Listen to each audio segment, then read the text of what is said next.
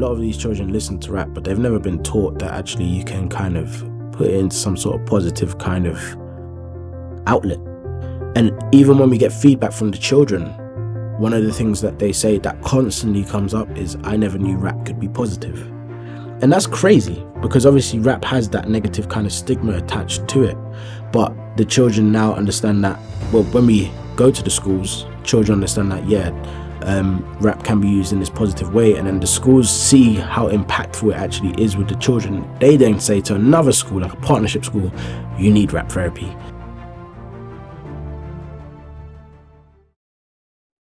Cool. All right, man. Thank you for coming to the podcast, Bishma. How are you today? I'm okay. Thank you for having me. Yeah, man. It's all good, man. Thank you for making that trek across. Are you still in South London? Yeah, Fort Heath. Yeah, you're still. So thank you for making that trek, man, across from south to east, man. I appreciate you coming down and looking forward to speaking to you today. Yeah. Long overdue, man. Long journey. Yeah. It was a long journey, but it was long overdue. Long journey, what, life journey? Or that as well, but hey, the journey here, oof, yeah. Especially at this time, obviously there's traffic, but yeah. we move. I appreciate it, man. Yeah. Appreciate it. Let's get into things. So kick things off. Usually I like to take things. I usually like to do things fairly chronologically. So starting with upbringing and then moving into some of the work you do now. Yourself being a musician and the founder of Rap Therapy, I thought we'll start off with a bit of a musical term. So kick things off. Who are some of your earliest musical influences and how did they shape your worldview and maybe play a part in the person you becoming the person you are today? So firstly, I'm going to rephrase it. Yeah. I'm not a musician anymore. Former musician, but I guess ultimately that's still embedded within me somewhere. But my influences when I was younger, there were loads of influences. So I listened to a lot of American rap. 50 Cent was big. DMX was big. As I got a bit older, people like Rich 32, Kano when I was younger as well. I was a big Kano fan. But ultimately, I guess music is something that when you're in school, you're in the playground, you're writing bars, you want to go and show off those bars within like that school community. I think that's what kind of got that music buzz going as well, because my bars were different to many other people's bars. Different in what sense? The content. So my content has always been positive. Most people are talking about their negative environment in a negative world, but I'm talking about positive changes and things that we could do, even from a really young age, from like 11, 12 years old. Like initially started off rapping in church and did like a lot of performances in church. So I'm coming to school with the gospel bars and everyone's like, oh, this is kind of saucy. Like, and eventually that transitioned into like conscious rapping and like real kind of, this is the ends and this is what we need to change. And like more kind of, I wouldn't call it activist rap, but just conscious rap where it's explaining society without promoting like that certain kind of violent element to it or those negative connotations to what rap already kind of has. Yeah, no, that's interesting because, I mean, I suppose a lot of rap is, it's no fault of the rapper, I'm not chastising anyone, but a lot of it, there's a lot of that negative content, and I suppose that's just because people are just rapping what they live. It is, that's just their lifestyle. And then you get, when you look at the American rap, for example, it started off like that, a lot of that. Maybe there was a lot of rappers actually, there was some conscious rap, but there wasn't that much, that breath of fresh air type rap until maybe someone like Kanye came. He was completely different. Didn't rap. He didn't live that kind of a life whatsoever and come with something completely fresh, so completely new. I had to listen to your EP actually. And cool. I had a good listen to it, man. And there was a few lines that stood out to me. There was one story you spoke about, I can't remember the name of the track, it was the third or the fourth track. And you spoke about how some guys came to your school when you was about, year 8 or year 9? Yeah. And what happened there? What was the story there? Yeah, so I'll break it down. That song's called Flower from the South. And ultimately what happened was, do you remember Bebo? Bieber, yeah. So I had an online kind of incident with another young person at the time. He was a bit older than me. And I stupidly said to him, well, I'm not scared of you. Like, if you want to, come to my school after school. I gave him the address of the school and everything, like a clown. And I know, silly. And he actually ended up coming to the school after school. But even before that, like I knew he was coming to the school because I gave him my number too, like an idiot. So he has my number to tell me when he's outside the school. I get into school. I make a phone call when I find out that he is coming to the school. As I'm on the phone talking, teacher comes over, confiscates my phone. And I'm like, all right, cool. This is not good. Now my phone is gone and it's just me. And I have to now face 100 guys who are going to come to the school, basically. And I remember, I remember sitting in maths on that day, and like you could see the alleyway that you have to walk down, like going home from school, and that's where they would be waiting because that's the one place where you kind of can go. Um, and I was just staring at it, and then I got in trouble on that day. I remember specifically, I got in trouble. My plan was to kind of steal my phone back from the teacher who took it from me. It was all pear shaped, like it was all crazy. So my plan was to steal the phone back from the teacher, and I was gonna do that during lunchtime. But the maths teacher had given me a detention for how I kind of reacted to him in that given moment of him asking me a question and not paying attention to him. But little did he know there was wider kind of things as to why I wasn't paying attention to him. But with that, like the news kind of got around the school, especially my year group. It was like, yeah, X, Y, Z is coming to school for me. Right, so everyone's now gone into the DT room and taking little hammers or little things that they can kind of use. The end of school comes now, and walking like towards the alleyway. And when you look down the alleyway, all you see is like a whole bunch of blue, because these guys at the time were Crips, and I wasn't gang affiliated, nothing like that, but they were Crips, and it was like, oh, well, this is awkward. But what I found in that moment is that actually all those people that were going to DT and taking this and taking that, they were just doing it just to kind of prove that yeah they got my back. But actually, during that time, there was only 2 or 3 people that actually had my back. It was actually the head teacher at the time of the school who stopped us from going down that alleyway. So we weren't allowed to go down that alleyway, and that whole kind of incident got cleared off. But I did later find out that he wasn't coming to fight me. Like it could have been a lot worse. And I think that ultimately, when I said in that, I think I said in that song, a couple man came down to school for my life. Like they were coming for my life. So like when you say he wasn't coming to fight you, you mean no, he was coming to kill me, and it was like over something that we've kind of like battled and gone against each other online about. Like it doesn't make too much sense. But it was afterwards that I found it out. And the whole incident finally got like kind of diffused. But that particular incident kind of showed me that actually there's only a few people that really have my back. And those few people, to be fair, I still speak to this day. Whereas the other ones have just kind of like gone on with life as you do, isn't it? cool? Thornton Heath, what was that like for you growing up? Interesting place. I think that when you think about Thornton Heath, even now, it's very similar to when I was growing up. I think just everything is more amplified by the news and the media. But ultimately, so in order for me to tell you how it was growing up in Thornton Heath, I kind of have to give you a background of, let's say, my upbringing. So my parents always tried to keep me like on the straight and narrow, and always kind of would tell me, oh, maybe this is not the right person to hang out with. And I'd always be like, okay, but then I'd still maybe talk to these people here and there. Now the problem with parents and their guidance, the guidance is amazing, but when you're coming home from school every day and you're seeing these same people every single day, you automatically kind of are attracted to them just on a normal kind of day-to-day basis as you're going home. But I think overall Thornton Heath growing up, it was bad. Like it's dangerous, it's violent, there's people who are doing bad things, and that's what you see on a day-to-day basis. So I think it's really easy to get dragged into that. But with me, I tried not to get into that. Like I'd know the guys, but I just wouldn't get involved in what they were doing. I think that was what kind of separated me to this day. Even there's people that still haven't grown out of that world that are still doing things they shouldn't be doing. And I just would not get involved. There's no point. And you think that was parental influence then, basically? 100%. 100%. If my parents didn't guide me the way they guided me, could have been a very different story.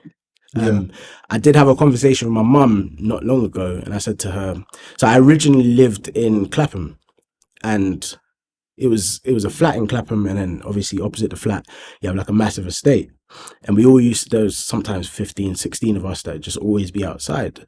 And I said to mom, if she didn't move us when she moved us, so I moved around 11 years old, it could have been very different, because I know a lot of those guys ended up going to jail, and it was like, oh, like the majority of them have gone to jail. So now, where would I have left me? But we moved at the right time. Their influence was always like super strong. Because if I was going to do something bad, and don't get me wrong, I've done a lot of naughty things, Yeah. but if I was going to do something bad, I'd always have that kind of thing in the back of my head. Oh, what if I get caught?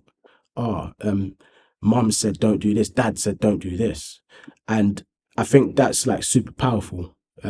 Just growing up in general with that guidance, and actually them unapologetically letting me know, like, no, you can't do this. If you do this, there are X, Y, and Z consequences. Mm. And those consequences weren't consequences that you wanted.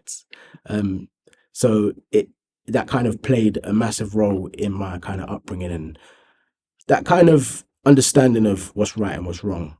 It's interesting because when you're talking, it sounds similar to my upbringing to some degree. Where I grew up in the ends as well. I was never gang affiliated, but you know everyone in the area. You go to school with them, you grow up with them in your Yeah. area, you know everyone. And there was a stage as well when I was hanging out when I was really young, like probably 11, same Yeah. age, probably like Yeah. 11 years old, yes, 7. And then always like riding bikes or playing football. Kid, I'm just innocent. I just want to play football or ride Yeah. bikes or whatever, just have fun. Yeah. And then my mum would do the same thing, like, she would be the one that when I'm out late with the guys, and she'll be calling off my phone. Yeah. And then it's embarrassing when I'm out with the guys and I have to take the call and go to the side and be like, and do all of that. And then in the end, then she kept trying to, steer me away from that. Yeah. And over some time, a lot of those people that I was hanging out with, similar to you, maybe some have passed away. A lot of them have been in prison, that kind of thing. And I suppose, whatever circumstances led to that. But if it wasn't for that parental sort of input and guidance when I was younger, when I maybe couldn't see or didn't know better, things could have gone very, very different. Yeah. And then it makes you think about some of those other kids as well. Like, I mean, in your opinion, what do you think was for some of those other, because you're all there together, Yeah. and then you've gone one way and a lot of other people have gone the other way. Do you think the parental thing is the main differentiating factor? I think it's a big factor. Like, I know people who had their parents trying to guide them as well, but they just wouldn't listen. And I think the parental guidance is a big factor. Like, if we're out at 10 o'clock at night, rightfully so, your mum should be calling you. Where are you? Get yourself in the house. Especially if it's dark, it's late. Whereas I do know that there were a lot of people that I would hang out with that wouldn't get that phone call. And for them as well, like, I know, like, I have a specific friend who he's on like a great path right now. But when he was younger, it was literally him in the house. Mum and dad were working, and he would just be there all the time by himself. So he'd be able to go out late by himself. They'd come home super late, like early in the morning, because they've been working 2, 3 jobs sometimes. So it's like that kind of, and sometimes parents don't understand actually that the way they kind of interact with their children is so important. Like, he was on a very bad path in the beginning because of that, but they didn't mean any harm from it. They're trying to provide. They've both got 2, 3 jobs, trying to work these jobs to make sure that actually there's food on the table. You can do this, you can do that. You want to go football? All right, here's £10 to go football.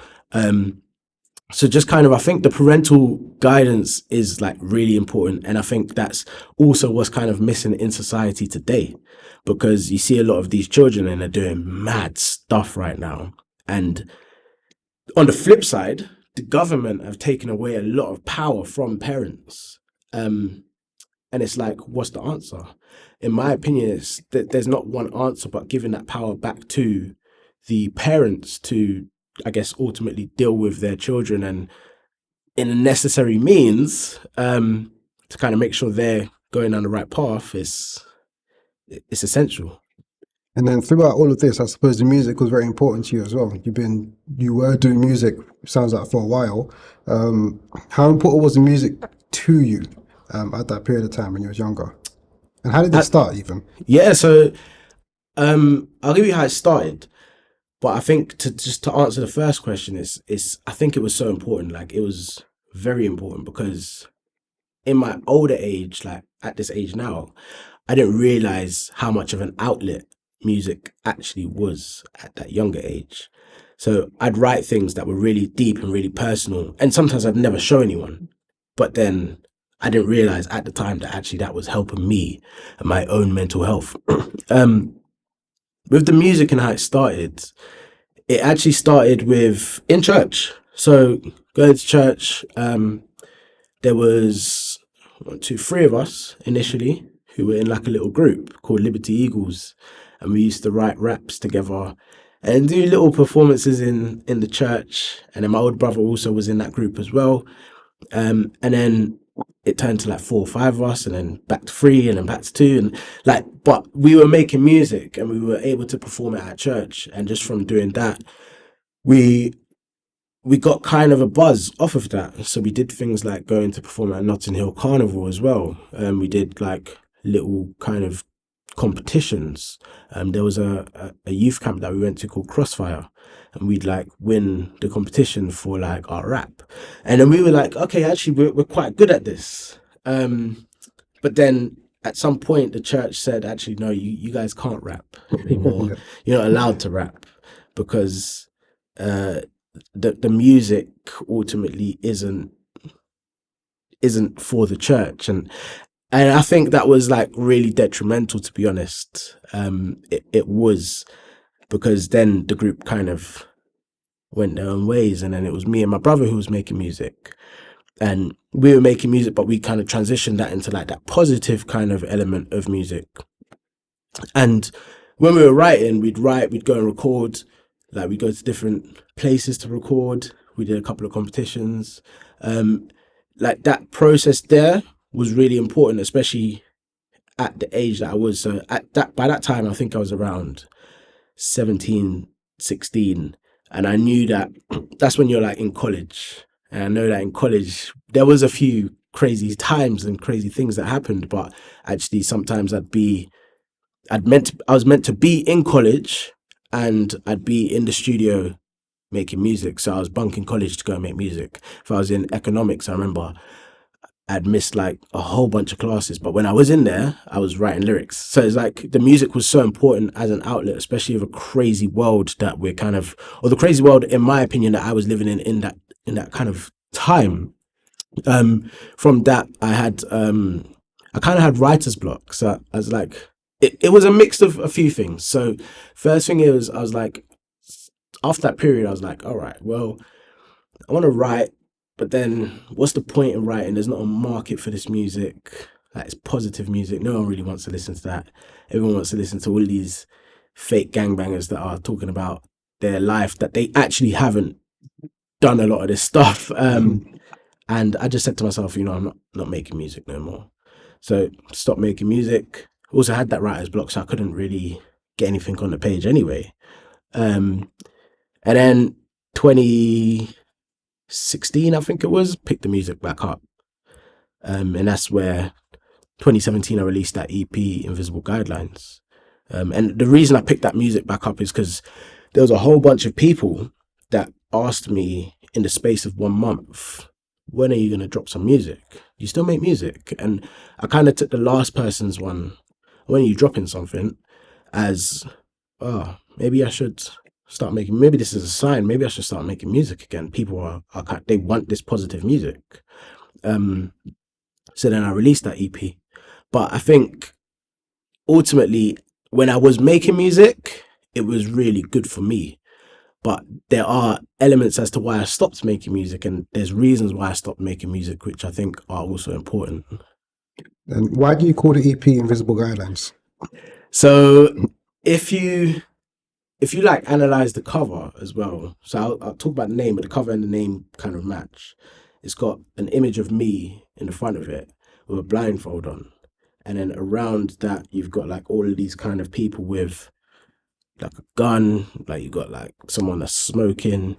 And invisible guidelines ultimately is when you grow up in a certain area. This isn't just for Thornton Heath. This is every hood in South London, East London, North, West, wherever.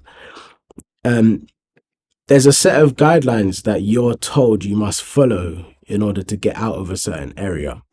So the elders might say to you, all right, move this for me, move that for me. This is going to get you a lot of money. You're going to be able to move. Actually, when I look back at it, I'm a bit like, it's a bit ironic because you're the guys that are telling me that this is what's going to help like us get out of this situation, but you're still in the same area. So what guidelines are we given? So the guidelines that we're given when we're younger are guidelines that are kind of like guidelines that won't actually help you progress, not even just out of an area, out of like a certain kind of circumstance or situation, where you look at things like smaller situations, someone disrespects you. The guidelines in the ends is, all right, they disrespect you, bang them in their face, or they disrespect you, kill them. And I think that actually those are the wrong guidelines. So we're following this kind of path where we're not supposed to follow, and we think these are the right set of rules when they're not the right set of rules. Um, Whereas that parental guidance that we spoke about, those are probably the right or the more kind of the better set of rules that we need to be following in order to kind of progress. And I think that that was what was missing. Like if you listen to the EP, obviously, if you listen to the EP, if you listen to the EP not on shuffle, what you'll find is that the whole kind of EP follows a journey from the first song all the way through to the sixth song. If you look at the kind of order of it, first song's like the intro, what you hear on a day-to-day basis, the dog barking, the sirens, the helicopter. You hear me saying, I'm just trying to get out. And then like literally trying to get out of this area. Second song is trying to, like, it's talking about that kind of progression and that actually there's a lot to this world and you can kind of move out of a certain environment if you work hard. That third song is a kind of a, this is what has happened to me, Flower from the South. And then you got the fourth song, Kerry Hilson, I want a house on the hill, just like Kerry. And it's me talking about actually, well, if I work hard, I can get that house on the hill. Fifth song is again, it's the strip. Like if you close your eyes and listen to that song, and you actually know Thornton Heath, you could see every single thing that I'm talking about. Like if you walk through the area, like I talk about it in a chronological kind of order, where you like the actual walk through Thornton Heath. And then the final song is that there's more to this life, and that's moving forward. Like there is more to this life. We can't just stay in this one kind of place and think that this is amazing. It's not. That the world's a big bad place, and it's also a big great place. So like you can kind of go out to the world and realize there's more to the world than this little area. So it follows a journey, and I think that project itself, obviously that was released 2017, so that's a while ago. And that project itself was an important project for obviously the development of other things that later came. Yeah, no, for sure. That project, when I look into it, seems to be the catalyst into you becoming the person you are today, basically. Yeah. And it's interesting, we spoke about taking it back a bit, the invisible guidelines, and orders in the end saying, do this, do that, blah, blah, blah, and then you can move out or be successful, do whatever you want. It's sort of like the blind leading the blind to some degree, because like, we're both here, and you're telling me I can do X, Y, Z, but you know what I'm saying? And maybe it's coming from a good place or whatever, but literally it's like the blind leading the blind. And you talk about the ends protocols, like if someone disrespects you, bang them in the face or do that. It's like that male pride, that male bravado coming into things. And it's like you can't be seen to take disrespect, man. I remember, and it's happened so many times in my own life. I remember when I was in college, and there was one guy, he's hood guy as well. And I didn't know how involved he was at the time, but I knew he was involved. And we was having a bit of back and forth in class. And I can't remember where it was over. It was something stupid. Bit of back and forth. And the more we're doing it, inside of me, I'm telling myself, Tevin, keep quiet. Don't be doing this, man. Because this guy's going to take it all the way. Yeah. But in front of the whole class, I thought, nah. Can't run. Yeah. I can't back down. Yeah. So I'm doing the back and forth. We're both doing the back and forth. And in the end, he just like threatened me, said it was going to kill me. In the end, And then I'm thinking, it should never have got this far. In the end, he came and apologized. Hats off to him. And he was like, like he took it too far. No need for that, and he apologized. It was cool. But I'm Yeah. like, that could have gone so left. You know Yeah. what I'm saying? Facts. Something my wife says to me, yeah. She said she's been saying to me for a while, like, I'm telling you, you're so alert. Like whenever we're going through places, I'm always like Yeah. looking at that. I'm always aware, like, oh, that person's there, this, that, and I know what's happening. Yeah. And then I've just always thought this is how I am. And it's only literally in the past few days it's dawned on me that is it because of where I've come from, Yeah. where you know when it's late, you're walking around, you always feel like you have to be. You know what's up. You need to know who's behind you, what's left and what's right, because anything could pop off at any minute. Yeah. That Growing up in those areas. there's like I think that I'm the same. So I kind of like I'll be cautious and conscious of everything that's going on around me. Like I'll spot things from like a mile away, like just far away, that actually the normal person who hasn't grown up in that environment hasn't spotted as well.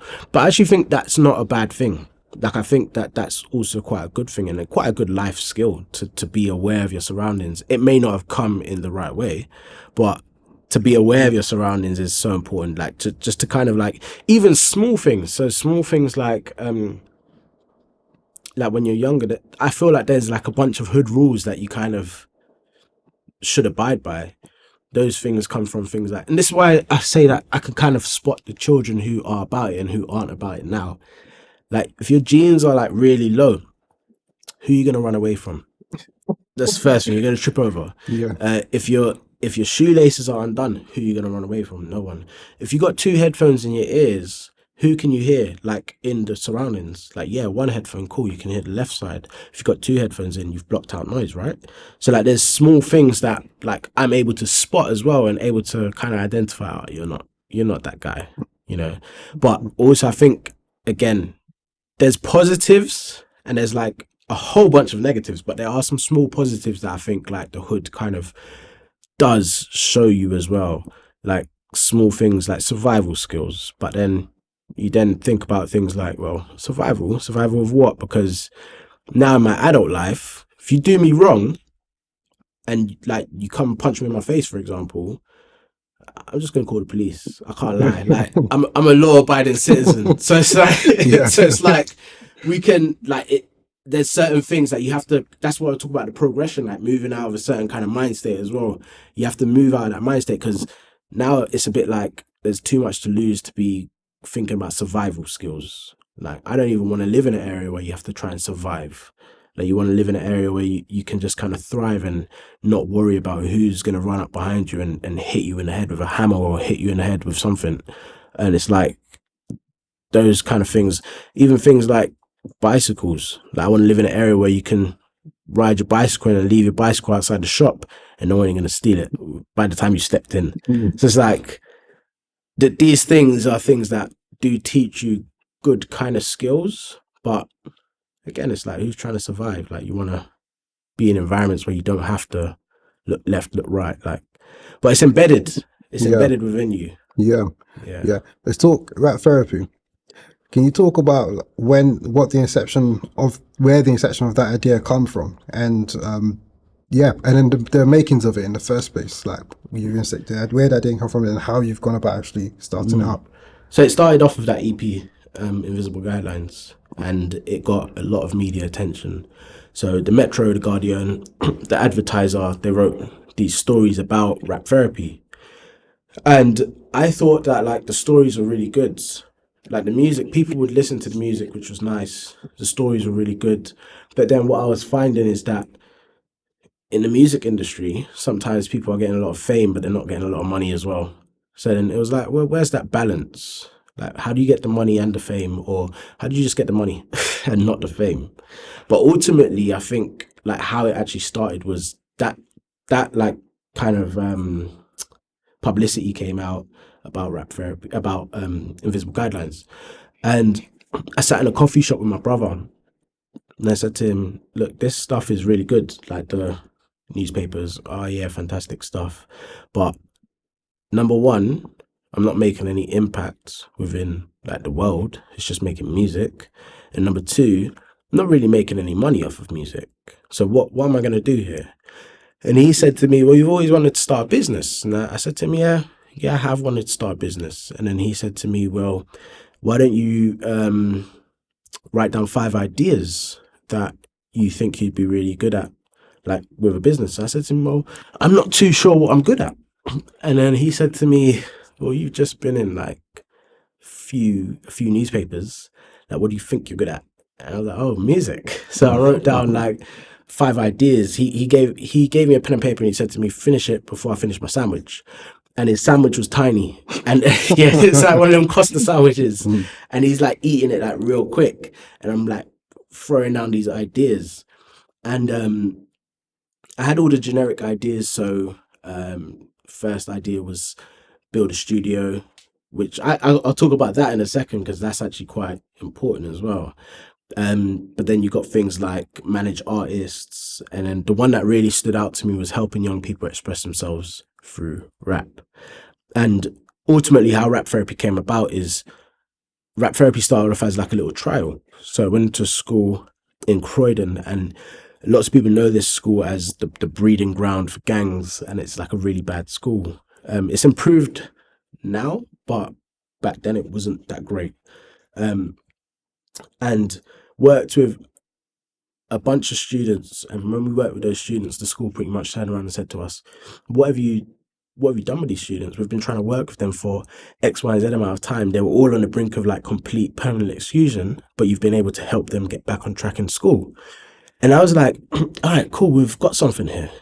And then that school had told another school, and from there, it literally just grew like wildfire. And then I had to kind of get people on board as well that could go into schools and deliver workshops. But it was a tricky kind of period because that growth period is a really tricky period because you then are responsible for making sure that people actually get paid as well. Um, but ultimately, I think that the way it grew was organic, and I think organic growth is brilliant, and it's a great way to grow a business. Sometimes people always think about like I want to go like really fast and do X, Y, Z, X, Y, Z, X, Y, Z. And I'm kind of the opposite. Like I do want to progress, but I don't want to progress too fast because if you progress too fast, sometimes everything will just fall apart. Everything that you've worked for as well. So but to date, we've worked with, I think it's around between 7,200 and 7,500 young people. And that's literally in the space of 5 years, just teaching them how to express themselves through this outlet rap. And initially, when we started up rap therapy, it's really funny because um, everyone, like loads of people said, no, we don't want this. Rap? No, we don't want rap in our school. Therapy? No, no, no, no, it's not good. Not for the children. So it was like, I'd put two words that have these negative connotations to them together, rap therapy. And a lot of schools did see it as a negative. But then there was that one lady who said, "Yeah, come into our school. I think this would be good for some of these children." Even had people that told us maybe you should think about changing the name. I was like, well, the name's the name. The name's going to stay the same. Just because you've told me to change the name because you work in a school, I'm not going to change the name. But it was multiple people that said change the name. But now, if you look at rap therapy's what I would call a household name. So now people know rap therapy, even in East London. Um, all across like London, like it's a name that kind of rings out. And then you said that you talk about how did the studio? Did you end up starting the studio? Oh yeah, so um, again, like I said, organic growth. 5 years later, me and one of my friends, we've said, right, let's put some money together, and we're gonna actually build a studio. So we're building a studio in Croydon, and this studio is not only specific to young people. Young people will definitely come and use it. We always kind of had them going to different studios anyway, but we've now got this one studio called the Container, and we got young people that can go there, older people that can go there as well. But that also was something that, again, with the organic growth, like if I had done the studio first, nothing would have worked. But because rap therapy came first, the studio can now come where we've got kids who are constantly saying, when can I come to the studio? When can I go to the studio? And I'm like, all right, well, I need to find out from X, Y, and Z when they're free so that you can go to that studio. And it got to a point where there was a lot of kids who wanted to use the studios, but it was like the timings weren't matching. So I said to my friend, let's just start a studio. And then I think now it's in a position where if young people want to use it, they now have that safe space where they can actually record as well. So yeah. You know, when you tell me your story about when you're reaching out to these schools and you get a lot of pushback, and what was coming to my head was that there's so many stories I could think of, and I can't think of any that don't go like this, but with people who are successful in whatever they end up doing. And every single time, with what I could think of anyways, they always face pushback at first. And sometimes pushback is quite scathing. Like they come like mad comments. Like there's this one guy I follow on Insta. He's a multimillionaire, um, worth quite a bit of money and entrepreneur. And he put up some picture the other day about some investor that turned it down, saying, "Go back to school. This ain't gonna work." Oops. And the guy, if he invested, he would have Been would have been laughing. sorted. Yeah. But and then that was just one rejection they got. Loads of rejections. I've read all these autobiographies of like loads of people, and then you get all of these like scathing bits of like, "Don't do this. This ain't gonna work. That ain't gonna work." And then I suppose if you really believe in what you're doing, you just got to kind of push past Yeah. all of that and then keep going until you get that one person that says yes, until you get that second person that says yes, and over there hopefully that cascades into something bigger. And I suppose that's what you've done with rap therapy. You got all those no's. Yeah. People tell you change the name. Nah, it's alright, we don't need no rap in my school. And then over time the one person's like, yeah, cool. You know, That's it. And I think like, so I'm also writing a book right now, and it's called Stories from the Seven, and that's like stories of when I was younger. And in the beginning, it says to the hoods, "I love you, but I hate you," and it's things like this because that pushback that we got initially, I if I wasn't grown up or if I didn't grow up in a resilient place, I think I would have just said, "Oh, this is not going to work," and just said, "Let it go." But because I'm so used to having to fight through or fight for something and get through something, I think that's where I was like, "No, I'm not going to just stop because you've said change the name. Like we're going to have to keep pushing through until we get one person. If we get one person, it means we can get two people. If we get two people, we can get three, etc., etc., etc." So I think that again, it comes down to those things that the area that you're raised in, again, there's those negatives, but then the positives are things that you don't actually realize until you kind of get a bit older. And like the process of rap therapy for me over these last 5 years, 5 or 6 years, like the growth in myself as a human being has been crazy. And the reason why I say that is when we started, even small things like sending out emails to people, I'm sending emails and my emails are so unprofessional. Like, yeah, we got this. Do you want us to come into school? Yes or no? Obviously, they're gonna say no. But I had to like get my brother to read over some emails like before I sent them out, and he was like, "Yeah, maybe we shouldn't send this one out. Maybe we should tweak this a little bit." And eventually, I kind of got to grips with how to like communicate with a different world as well. I always was good at like chopping and changing whoever I was speaking to and how I speak to them, but in it's a whole different world when you're dealing with people who ultimately are going to pay you for a service. And I think that that growth within how I deal with people, like if they say no in the beginning, initially I'd be a bit like, oh, this is annoying. But now it's like, all right, cool, you've said no. How do we get past this no? How do we turn this no into a yes? And then also, if they still say no after that, it's like, all right, that's fine. Now let's move on to the next person. Because I think what I was doing before in the very, very beginning stages is I would like dwell on those bad kind of on those no's, especially when it's like no, change the name. It's like the email is so blunt, like no, change the name. It's like what? But I think that resilience came and that's also taught me to be patient with things as well as I've kind of got a bit older. how do the workshops work, and how have they evolved from that first one you done until nowadays? Yeah, so it's taken a while to develop each of the workshops. So now there's different kind of elements of workshops, but I'll run you through the main workshop which we run with the children. We'd have like let's say a group of 8 to 10 children in one space. And obviously we do other packages where we'll have like let's say a whole year group or whole class. But for this particular one, because it's the most popular one, it's the one that makes sense to talk about. 8 to 10 children in one space, and sorry, No problem. 8 to 10 children in one space, and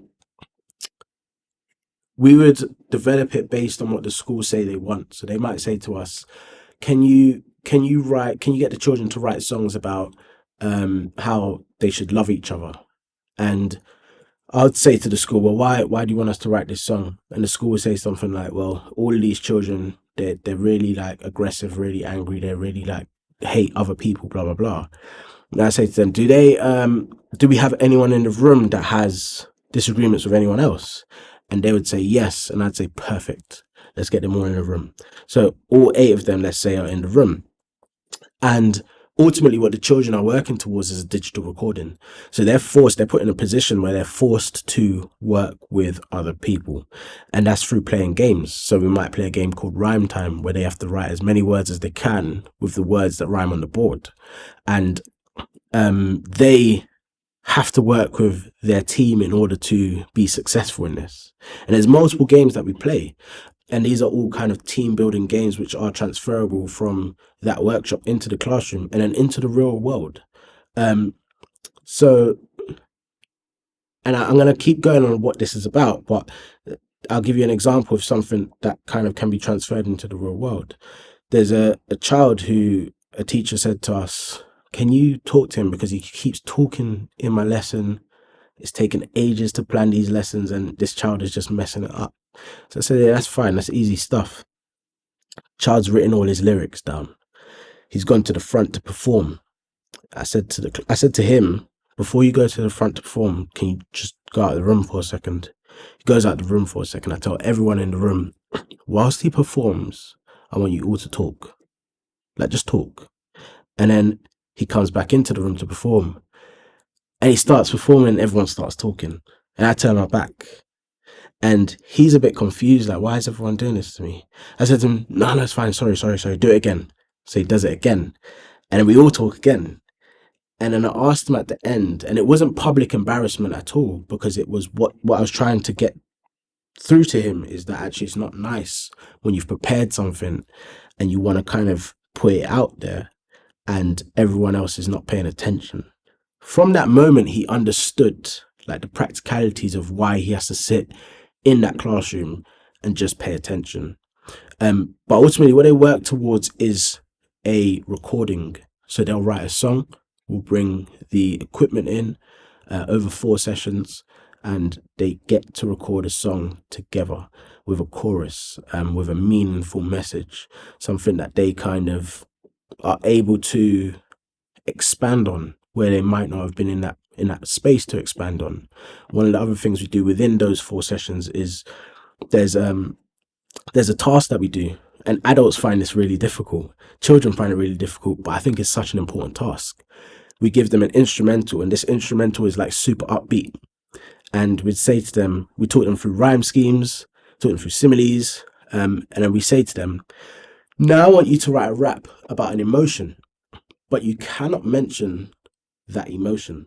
So what that forces them to do is think about what that emotion feels like and actually describe that emotion and how that feels. And I'd give them an example of being alone or being angry and thinking about things like the color of red. What does that feel like? What does it feel like when you're angry? And the reason why it's difficult, because when you naturally think about anger, you want to use the word anger, but you can't use the word anger. But that's like a real good turning point for the children as well, because they are then in a position where they now understand and they're able to kind of like say, oh, this is how I'm feeling. This is not annoyed, this is anger. Because I know what annoyed feels like because I've spoken about what it feels like to be annoyed in my rap. I've also spoken about what it feels like to be angry in my rap. And I'm able to now differentiate annoyed from anger. So I think like small tasks like that. But the recording is good because the children actually get to take away the song. They get certificates. They win like rap therapy merchandise as well. Um, and for them, it's a real sense of achievement. There's something that we believe once you start it, there's no I can't make it this week. Like make it this week, you got to finish it. So we get you through to the end, which is really important. I like that. I like that a lot, man. The way it sounds. That second example you spoke about with the write a rap about a particular emotion, but don't say the words. So rap about anger, but don't say anger.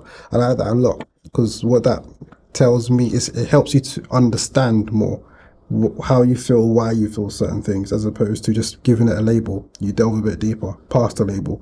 I think there's a lot of power in understanding yourself with myself. So before we start recording, and I told you that the saying 1,000 voices isn't something I just had an idea of starting the next day. It's far from it. Yeah. I had the idea time. First time I ever met my wife was in 2017. I was telling her, yeah, it'll be good if I start this podcast thing back in the day. And I started in 2022, 5 years. And for me, I just kept putting it off.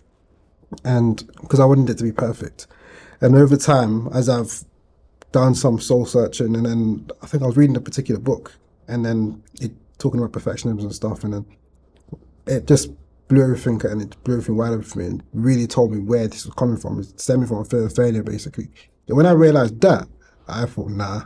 And I swear, I read the book in November, I think. The first episode came out in February. So 3 months after, I just said, whatever's whatever. If it's not perfect, I'm going to put this thing out. But it all came from me understanding it, even without me having to like delve deep and having to do any deep kind of work. I just understood what was happening inside of me. And Yeah. from there, it empowered me to move on and start creating. Yeah. And that's why I like what you're talking about with these kids, because you understand, and when you understand yourself, it's empowering. And from there, you can overcome, hopefully, and then move forward. And Yeah. And I think also something you mentioned, like, I don't think anyone should chase perfection.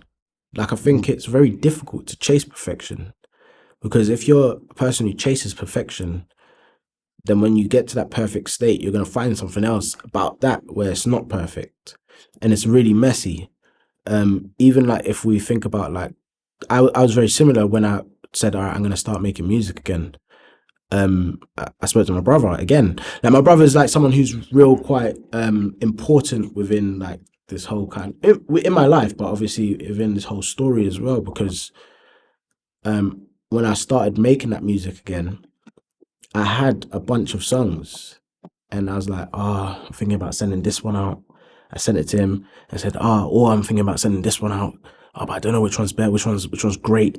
And said, I'm thinking about doing this one. And then he said to me, he was just like to me, bruv, he said something along the lines of, stop messaging me, just put something out. Like it's music. And I think that's important. That if you don't do it, if you don't start it, it will just kind of keep like kind of lingering in the air, and nothing progresses.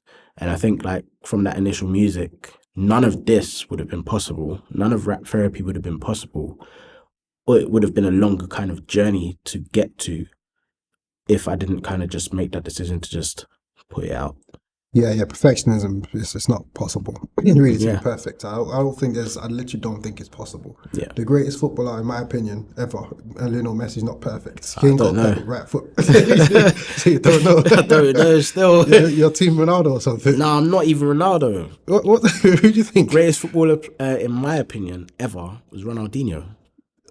Maybe for a couple Nah, seasons, but he was Ronaldinho. entertaining. I loved him. Entertaining. I love entertainment. I loved He's amazing. Ronaldinho. I loved him. Yeah. But Messi, he's another level, man. That guy is too good. But even him, whether it's Ronaldinho, whether it's Messi, they're not perfect. Yeah. Ronaldinho ain't the perfect centre back. He can't save whatever. He ain't perfect. Yeah. There's still areas of the game which he can improve. There's still areas of Messi's game which he can improve. So I don't think perfectionism is literally possible. But you can just put out what you can and improve over time. And that's what I've tried to do. You put out what you can, get some feedback and improve over time. Like you put out your EP, and then that's snowballed into rap therapy and what you're doing now. It didn't have to be perfect at the start. Yeah. You mentioned that you'd impacted between 7.2 7,500 young people, and I read on your website it was over 72 institutions or 72 plus institutions. Yeah. Why do you think that rap therapy has been as successful as it has been over the past 5-6 years? I think it's that relatability factor. So when we go into schools, the people who deliver workshops, including myself, are very relatable. They're able to talk to the children about real life situations and give children that safe space to actually open up about situations. And overall, I think it's what we do. So rap always has that kind of cool vibe to it. And children, when they hear rap therapy, they're like, oh, rap, nice. But there's also that anxiety of, I don't know what's going to happen. Like everyone listens to rap. Like a lot of these children listen to rap, but they've never been taught that actually you can kind of put it into some sort of positive kind of outlet. And even when we get feedback from the children, one of the things that they say that constantly comes up is, I never knew rap could be positive. And that's crazy because obviously rap has that negative kind of stigma attached to it. But the children now understand that, well, when we go to the schools, children understand that, yeah, rap can be used in this positive way. And then the schools see how impactful it actually is with the children. They then say to another school, like a partnership school, you need rap therapy. And then they then say to another school, you need rap therapy. So it just kind of like, it's that kind of effect where it's like, we've gone there, we now have to go here, we now have to go there. And I think it's more for the children. They actually see how great it is with the children, because there's external companies that will go into schools and the children won't want to be a part of it, or they'll be like, oh. So we had an example in that first school that I spoke about. There was a child who would not turn up to school on a particular day. So we said, all right, fine. We're going to put rap therapy on that particular day. He was in school constantly. He had no excuse not to be in school on that day, but he was finding excuses. But when there was rap therapy, he'd make sure that he was there. So I think that type of stuff is important. Also telling the children, actually, we're not raising you as a rapper. That's not what we're doing. We're teaching you a skill, which you can use from here all the way till you're like 100 years old. And I think that's important. What's been the most difficult part of your journey? Growth, the growth stage of rap therapy. Because when you grow and it's demanding, and you also have staff members who you want to send to these places, I think there's a lot of responsibility on the owner's back to kind of make sure that things do happen. Um, I think that growth stage is quite tricky, but we're getting out of that growth stage, which is great, and things are now kind of in that kind of steady boom. But I think the journey as a whole is meant to. I don't think it's meant to be easy. I think the journey is meant to be somewhat tricky. Because if it's not tricky and it's all easy, then what are you learning in the process? Like you need to be in a space where you're uncomfortable in order to grow. Every kind of situation that we've been in, even that initial stage of starting rap therapy, it was an uncomfortable stage because it was something new. We got out of that stage. I've now grown from that. The next stage is that growth, getting out of that stage and growing from it. So I think that whatever it is, it doesn't even matter if it's difficult or if it's like tricky. As long as we get through it, we learn something and we grow. You spoke about when you first started. Sorry.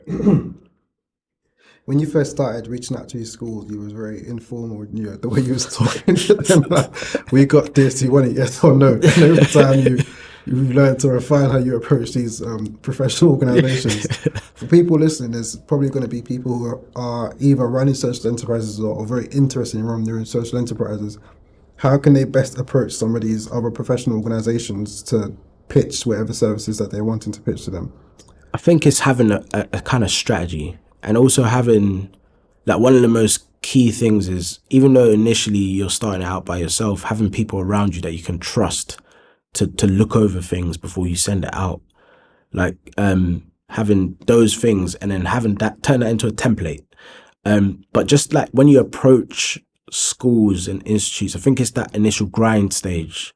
That grind stage will eventually subside and it will no longer be a grind stage. You would get into a position where you're comfortable to kind of just keep doing other things. I think people are scared of the grind and they're scared of that hard work.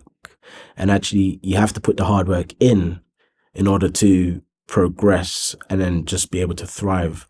So I think it's just, don't be scared about that hard work. That's really important. And then also have those people around you who are going to help you through that process and give you that advice, and listen to the advice as well. Like, don't be hard headed and say, oh, well, this is how I want to do it, I'm going to do it like this. No, listen to the advice from people who have actually been in the situation as well. So, yeah. Yeah. What's the biggest change that you want to see in the education system? Oh, so I have to change my hat here. So obviously you've done your research. So I'm assuming you know that I'm also by trade an English teacher. Yeah. Um, the biggest change in the education industry, I can only kind of talk from a perspective of English. I think that the texts that are taught in school, I do see there's value in these texts, but I think that they're not diverse enough. I think that when you're teaching young children from Black heritage, Asian heritage, wherever, they need to see themselves in these books as well. I think that's so important. Like representation is so important, and to be able to kind of embrace a subject and start to love a subject, you have to somewhat see yourself in it in order to move on to some of those trickier texts where you may not necessarily see yourself in it. And I think that education as a whole, I could sit here and talk about education all day.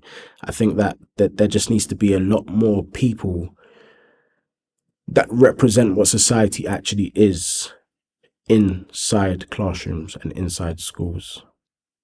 And with rap therapy, so you work with a lot of these different schools. You mentioned that I think you work particularly with schools that, like the first thing you worked with was a problem, designated problem school. You work with particularly with a lot of problem schools and whatnot, and probably come across a lot of children or young people that have personal issues that they're dealing with. And through the work you do, hopefully help them to understand themselves a bit better and then help hopefully to move forward a bit more. What message do you have, like, for the young people that have personal issues, maybe they're anger issues or issues at home or esteem issues or whatever multitude of issues that they may have? Hmm. What sort of a message would you have for a young person like that? I got two messages. First message is turn it into a rap. You'll feel better afterwards. That's the first message. Second message is don't be afraid to speak to someone about things because when I was in school, and I'm sure when you was in school as well, you'd go through something and you feel like you're the only person in the whole world who has gone through this one particular thing, when actually there's a million people who have already gone through it. So actually talking to people that you trust about certain situations is super important for your own mental health, but also for that kind of learning process and that growth process. Because you're never gonna you're never gonna kind of speak to someone who hasn't got something to say in response to what you are going through. Like people always have advice. I think it's finding the right person for that advice. Um, Alternatively, as well, like for those young people who don't know like how to deal with situations, feel free to just message me on Instagram. Like we always get children who would ask like for advice. Oh, how do I deal with this situation? I've had a falling out with my friend. What do I do? I don't want it to turn into a fight. And then we'd give them that advice as to right, maybe you can deal with it this way. And then they'll message us back saying, "Oh, thank you so much. This really worked." Like it's just talking to those people that you trust. That's amazing. What's next for rap therapy? So I'm a big believer of organic growth. Um, I don't think things should be rapid. So I think right now it's focusing on the container studio, um, making sure that that's in a nice space for young people to actually record in. Um, Alongside that, obviously, I've got my book that's kind of in progress and it's just kind of being finalized, and I'm going to put that out there as well. That's very heavily linked to rap therapy as well. Um, I think, like, just to touch on that book, if you don't mind. Yeah, go on. So it's called Stories from the Seven, and it's 5 stories about when I was younger and the situations that I got into when I was younger. And each story, at the end of the story, it has a message for the young reader. As an English teacher, I trialed this in a school where I was teaching a few years ago, and this was with like a group of young people who do not enjoy reading, do not enjoy anything school related. They just want to do PE and go home. And they didn't know it was me that wrote the book. I didn't tell them because I didn't want a biased opinion. But I gave them one of the stories, and I explained, like we went through the story, and I said to them at the end, if there was a book out there like this, who would read it? And everyone put their hand up. And I was like, okay, now I have to finish the book, right? in my head, I said, I still didn't tell them it was me, but I said to myself, now I have to finish the book because like, I've now found that market of those children who actually find something that they love to read. So now why am I not going to finish it and put it out there? Um, but I think those stories are also important. Reading books is important for young people. Books that you like, that you can enjoy, that you can kind of like say, nice. Like I understand I can learn something from this. And why that book is linked to rap therapy is because again, like we've spoken about, all of that stuff that I've gone through when I was younger, it leads up to where I am today. And that's important. So just putting that out there as something that's linked to rap therapy, children are then going to be able to read it and say, oh, you went through this. I get it. This is how I deal with this now. Have you got a release date for Oh, no, I haven't. it? But I'm hoping early next year it'll be out. It's just in the process of going through some illustrations with inside the book. So it's going to have like kind of comic elements to the stories as well. But early next year, I'm hoping it'll be out. Cool, we'll keep an eye out for that for sure. Yeah. And as we prepare to wrap up, for anyone else who's wanting to drive some change in their lives, in their communities or whatnot, have you got any advice for people like that? Yeah. Do it. Do it. Like, as in, don't be afraid to do it. Like, if you just, like, you have an idea, put into action. People are going to shut your idea down. Like, they're always going to shut your idea down. Just do it. Be resilient. Try. Go forward. Even if the idea sounds stupid, like, do it. Like, if you don't, like, they say that the most ideas are found in the graveyard. Like, because people have ideas, but they just don't implement those ideas and push those out. So I think be bold and just go for it. Like, what's the worst that can happen? That's it, man. Thank you. Yeah, That's thank you. that. Thank you for coming down, and I appreciate it Thank you for having me. once again, and for sharing all those gems and everything, man. I appreciate it, man. Thank you very much. Thank you. As we wrap up, if anyone wants to keep up to date with yourself with rap therapy, how can they best do so?